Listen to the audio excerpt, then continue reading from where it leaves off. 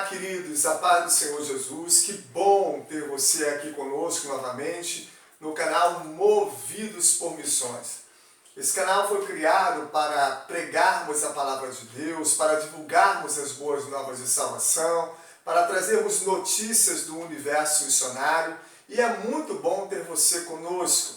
Hoje nós continuaremos a nossa EBD online, da nossa revista que está aqui, Mensageiros de Deus em tempos de crise e de restauração. Estamos abordando sobre os profetas menores. Na primeira lição, nós já fomos ensinados a diferenciar o que são profetas orais, o que são profetas literários, o que são profetas videntes, não videntes, o que são profetas pré-cativeiro e pós-cativeiro, o que são profetas verdadeiros e falsos, e a diferenciar aquilo que era o principal, o ofício do dom, porque o dom existe e ele é real. Então, o mau uso do dom não inutiliza o dom.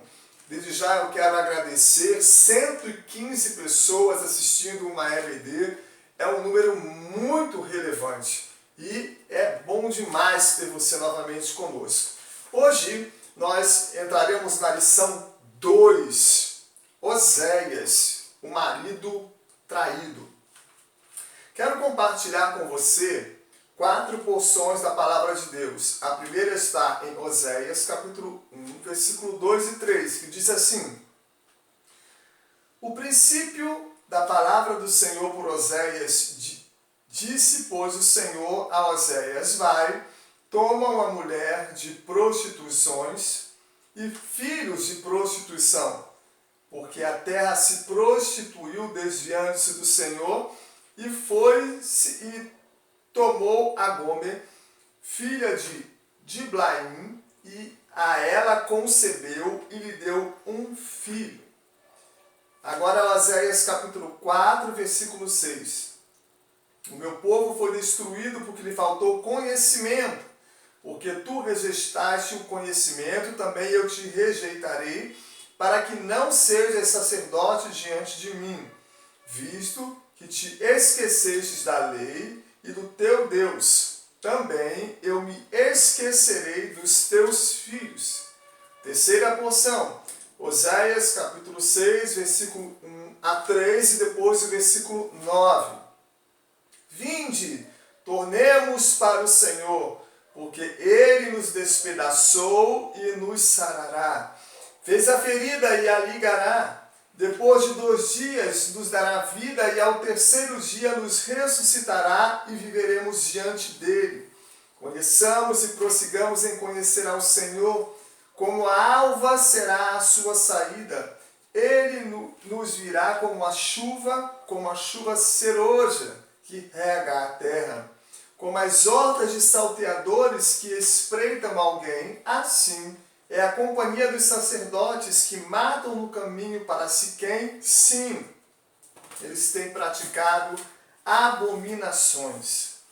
Oséias, capítulo de número 7, versículo 3 e 4. A última porção dessas 4 porções diz assim: Com a sua malícia alegram ao rei, e com as suas mentiras aos príncipes. Todos eles são adúlteros, semelhantes são ao forno aceso pelo padeiro, que cessa de atear fogo desde que amassou a massa até que seja levedada. Espírito Santo nos conduz a essa aula de maneira poderosa. Que essa aula venha trazer conhecimento a mim e ao meu irmão que ouve neste momento. No precioso nome de Jesus. Amém. Quero compartilhar com você algo que acho ser extremamente relevante antes de entrar nesse estudo sobre Oséias. Nós vimos logo aqui no capítulo 1 uma ordem de Deus. Deus fala a Oséias: vai, no versículo 2, e toma uma mulher de prostituições. Aqui, nesse manual bíblico do estudante, eu traz uma informação extremamente relevante. Abre aspas. uma mulher de prostituições, fecha aspas, isso é um retrospecto, considerando que ela se tornara nessa época e não o que ela era quando se casou com Oséias. Se fosse impura no início, a analogia com Israel não seria adequada. A nação de Israel era pura e tornou-se impura, como aconteceu com Gomer. Ou seja, Gomer não era uma mulher de prostituições quando casou-se com Oséias. É interessante até pelo nome dela, né? O nome Gomer é um nome hebraico que quer dizer acabado, perfeito, completo. Quando Deus criou todas as coisas, Deus disse que façamos o homem à nossa imagem e semelhança, e logo a posteriori criou a mulher, viu Deus que tudo era perfeito. E com o homem e a mulher, ele completou a sua criação. O nome Gomer é um nome bonito, porque ele abarca para si essa virtude, né? Essa virtude, esse sentido que o próprio nome carrega. Acabado, perfeito, completo. Assim era Gomer. Completa, acabada, perfeita. E assim como ela caiu, nós devemos vigiar para que não caiamos também. Né? E o Senhor diz, ele dá uma ordem a essa mulher, a Oséias, dizendo, vai, né, e casa com esta mulher de prostituições. Mas ela não era uma prostituta desde o início, ok? O texto áureo aqui está em Oséias capítulo 14, versículo 1, que diz, converte-te, ó Israel, ao Senhor, teu Deus, porque pelos teus pecados tens caído. Vou deixar para você 6 subsídios para que você estude diariamente, segunda-feira, terça-feira, quarta-feira, cada dia desse você pega um subsídio e estuda, porque aí você aprende um pouco mais da história do povo de Deus. O primeiro subsídio está em 1 Reis, capítulo 12, versículos de 1 a 25. A nação é dividida. Ou seja, depois da morte de Salomão, terceiro rei sobre Israel, seus 2 filhos, Jeroboão e Roboão, dividiram as terras. Sim, 10 tribos ficaram ao norte e 2 tribos ficaram ao sul.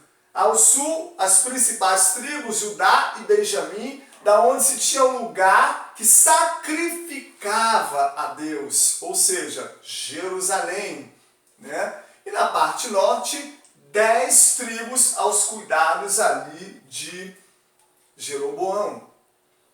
Aí você vai ver a nação dividida. Você vai ver como Roboão deixou o conselho de anciões que andavam com seu pai para acolher conselhos mais novos e trazendo assim um jugo opressor sobre Israel. Você vai ver ali eles se levantando contra os seus próprios irmãos do norte, e um profeta oral se levantou, Semaías, porque ele queria fazer uma rebelião com 180 mil homens para resgatar as tribos do norte. E Deus usou esse profeta oral. Oral nós já vimos que é um profeta que não tem escritos, registros. Então ele foi usado no dom de profecia para dizer a Roboão, não guerreie com seus próprios irmãos. E ele acolheu tal advertência e tal profecia. Segundo subsídio, está em 1 Reis, capítulo 12, versículo 26 a 33. Jeroboão induz o reino norte à idolatria. Como, mestre? Bom, o povo tinha que comparecer a Jerusalém para sacrificar. Só que Jerusalém ficava na parte sul, de domínio do outro filho, de Roboão. Então o que ele disse? Não, eles aqui da parte norte, essas 10 tribos não vão para lá, porque vão acabar se somando com o meu irmão e vindo aqui e me matando. Então o que ele fez? Criou 2 bezerros de ouro. Um ficou em Betel e o outro ficou em Dan. E disse, olha aí, esses foram os deuses que tiraram vocês da terra do Egito, da terra da escravidão. Então, fazendo assim, Jeroboão induz o reino norte a uma idolatria terrível. O terceiro subsídio é a prostituição espiritual de Israel. Está em Oséias, capítulo 5, versículo de 1 a 4. Era essa a perfeita analogia que Deus queria fazer. Gomer era pura, ao casar-se com Oséias, se tornou impura através das prostituições. E o povo de Israel era puro, o Senhor os chamou, eles fizeram votos ali no Monte Sinai, Deus proveu, e eles se tornaram impuros, adorando esses bezerros que Jeroboão colocou na parte norte. O quarto subsídio agora está em Oséias capítulo 8, versículo de 1 a 8. Não poderão evitar o castigo que virá. Qual seria o castigo? O cativeiro assírio, em 722 a.C. Lembra que nós vimos lá no primeiro capítulo algo interessante na introdução aos profetas menores? Como era a mensagem dos profetas? Era cíclica. Havia uma queixa, um tipo de queixa, um mal praticado, depois um castigo, depois o retorno desse cativeiro e logo em seguida uma promessa de livramento se a nação ou se os israelitas se arrependessem do mal. E aqui não é diferente. Qual era o mal? Qual era a queixa? Eles trocaram o Deus Todo-Poderoso por bezerros. Por bezerros. E aí houve o quê? Uma prostituição espiritual. Então o castigo viria. Aí agora nós vamos para o quinto subsídio, que está em Oséias 6, 1 a 6. Eu quero misericórdia e não sacrifícios. Deus não queria sacrifícios, Deus queria que o amor dele fosse reconhecido e que o amor de Israel para com ele fosse leal, correspondesse ao seu amor. E o último subsídio está em Oséias capítulo 14, versículo 1 a 5, fala do arrependimento e da restauração de Israel. Então, ao ler esses subsídios, vai acrescentar muito a sua vida espiritual, porque você vai entender melhor o livro. Uma palavra introdutória. Pouco sabemos sobre a vida do profeta menor Oséias. Sabemos sim que ele era filho de Diblaim, mas não temos a genealogia dele aqui nas Escrituras. Sabemos que o ministério profético de Oséias foi um dos ministérios mais longos de todos os profetas menores, que durou aproximadamente 60 anos. O nome Oséias quer dizer salvação ou livramento. O ministério profético de Oséias cobriu um período de 755 a 715 a.C. Apesar dele ter falado sobre Judá, aqui também no livro, o destinatário, ou seja, as profecias, elas foram direcionadas ao reino norte. Qual era o objetivo dessa profecia? Que Deus colocava na vida prática de Oséias era uma exortação ao arrependimento dirigida àquelas 10 tribos da parte norte. Sua mensagem foi comparada a uma relação matrimonial, entre Deus e a nação de Israel. E essa profecia, meus queridos irmãos, foi entregue cerca de 20 anos antes da invasão da Assíria. Um casamento indesejado. Deus ordenou a ele que ele casasse com aquela mulher, né? Casasse com Gomer, a perfeita, como nós vimos aqui, a acabada, a completa, né? Nós vimos Deus dando esta ordem a ele. Segundo a lei mosaica, né, depois dela se prostituir, ela deveria ser apedrejada, porque estava na lei.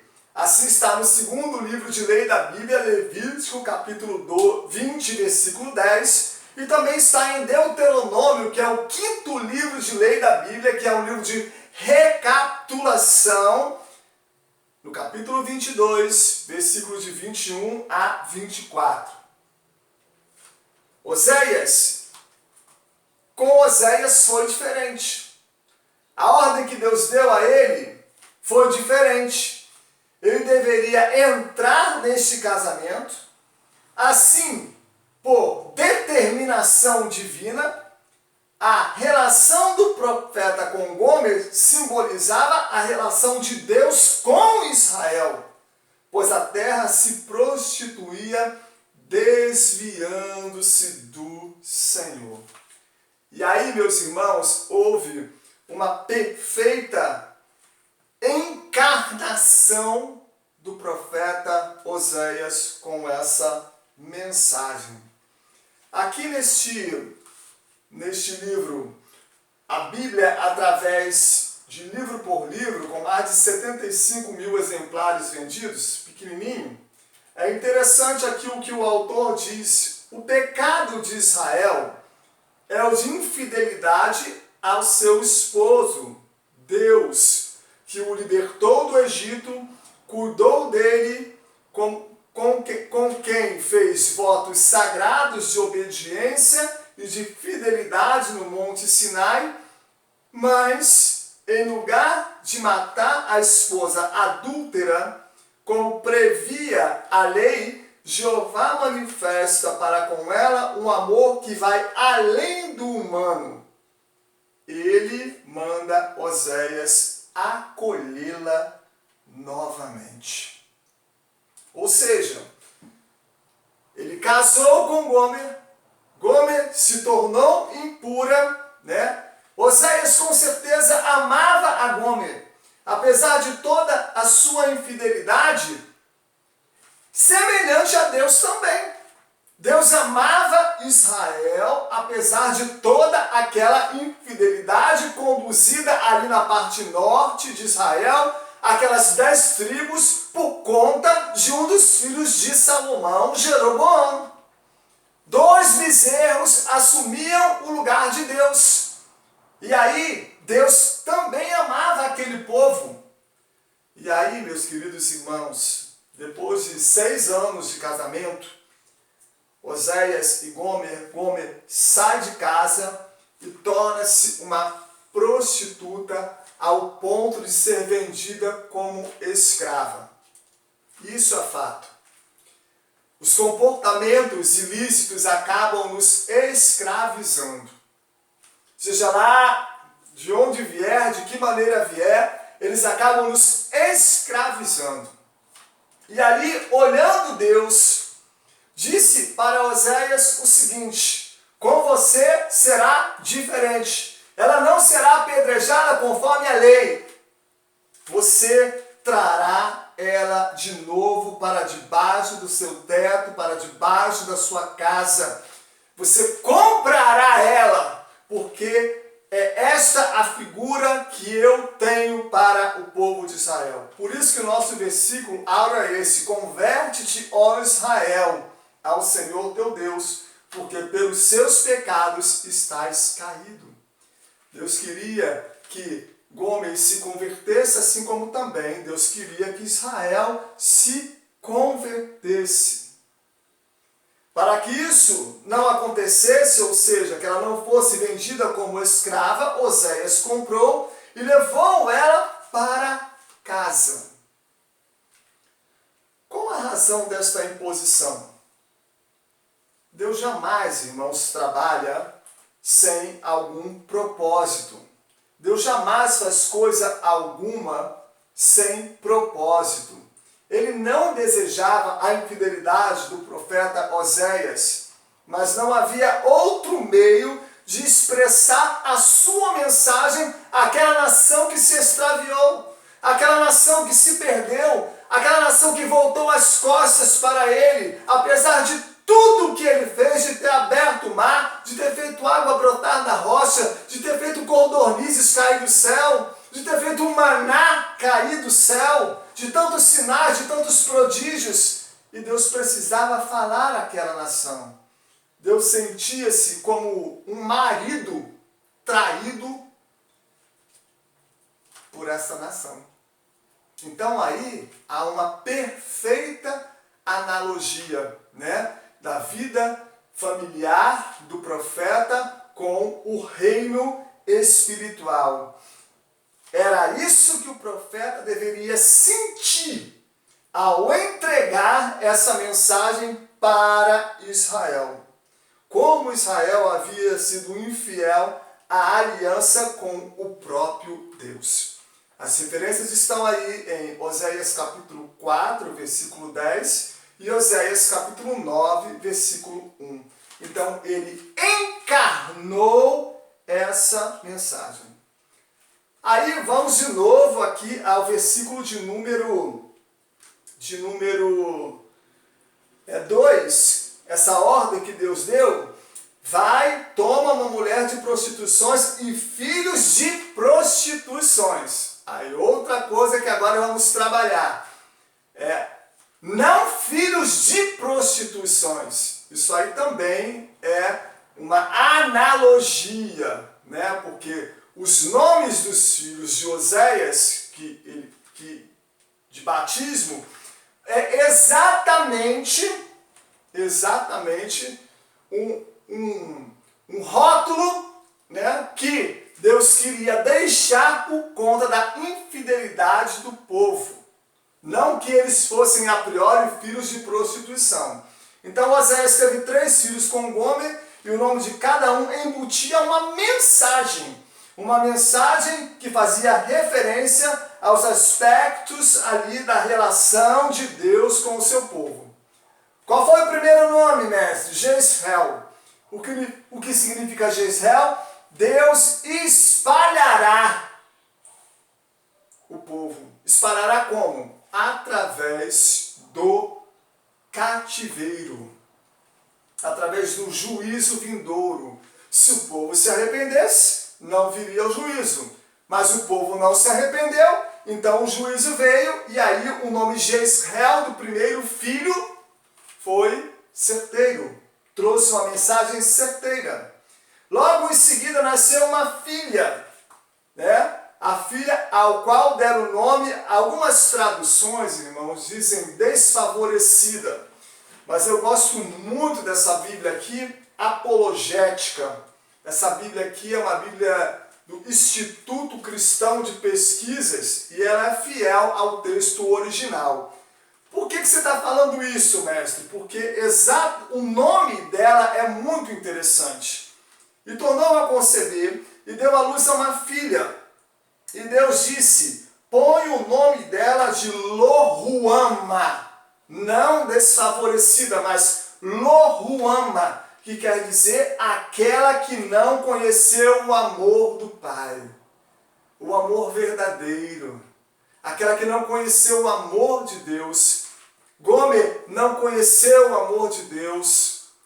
A nação de Israel, ao virar as costas para Deus, não conheceu o amor de Deus. Então Deus estava querendo dizer, através desta filha, o seguinte: eu amei vocês, eu providenciei os recursos, nos momentos mais críticos estive com vocês, no medo, na aflição, da angústia, quando o faraó veio por trás ali, vocês estavam cercados, eu abri o mar. Mas, lamentavelmente, eles não conheceram o amor de Deus. E o último filho, que foram 3, significa Lo-Ami. Lo-Ami, quer dizer o nome, né? O nome Lo-Ami, que significa não meu povo. Ou seja, Deus está conosco enquanto nós estivermos com Ele. Se nos desviarmos dele, Ele também nos deixará. Então, Israel nesse momento estava desviado do seu Deus. E aí o terceiro filho de Oséias ganhou este nome, não meu povo. Mas a proposta de Deus é sempre reconciliar. Mas a proposta de Deus é sempre restaurar. E esse filho que era chamado Lo-Ami acabaria virando Ami, e quer dizer meu povo. Olha aqui a misericórdia de Deus. Oséias capítulo 2, versículo 1 diz: Dizei aos vossos filhos Ami, veja, não Lo-Ami, Ami, e as vossas irmãs Ruama. E aqui no versículo 12, no versículo 23 do capítulo 2 diz: E semeá-la-ei para mim na terra, e compadecer-me-ei dela, que não obteve misericórdia, e direi aquele que não era o meu povo, tu és o meu povo, e ele dirá, tu és o meu Deus. Louvado seja o nome do Senhor. Eu aguardo você no fechamento dessa lição na próxima aula. Deus abençoe profundamente a sua vida, o seu lar e a sua família, no precioso nome de Jesus Cristo. Amém e graças a Deus.